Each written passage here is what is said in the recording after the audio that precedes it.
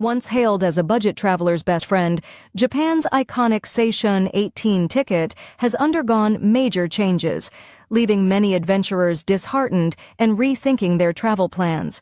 Today, we take a closer look at the recent updates that are reshaping rail travel across the country and why the beloved pass may be losing its magic.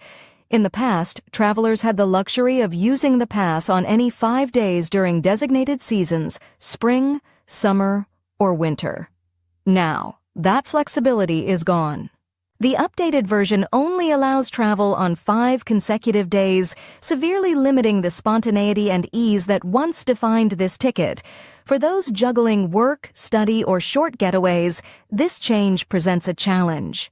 The pass no longer caters to weekend wanderers or casual explorers. It's become more rigid, less inviting.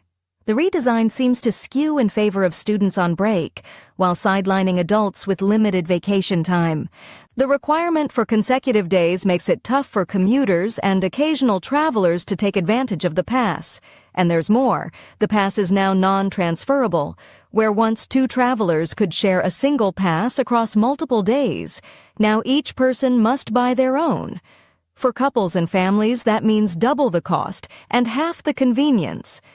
In an attempt to offset criticism, Japan Rail has introduced a 3-day version of the pass, priced at 10,000 yen, slightly cheaper than the 5-day option at 12,050 yen. But this version also comes with the same consecutive day limitation, requiring meticulous planning to maximize value. And with most opting for long weekends to use this pass, overcrowding on trains has become a new concern. Another major change? The end of ticket stamping. What was once a charming ritual, collecting colorful station stamps as souvenirs, has now been replaced by automated turnstile access. For many, those stamps were more than ink. They were tangible memories, a record of adventure from Tokyo to Fukuoka. That personal touch is now a relic of the past. Reactions to the new system have been deeply mixed.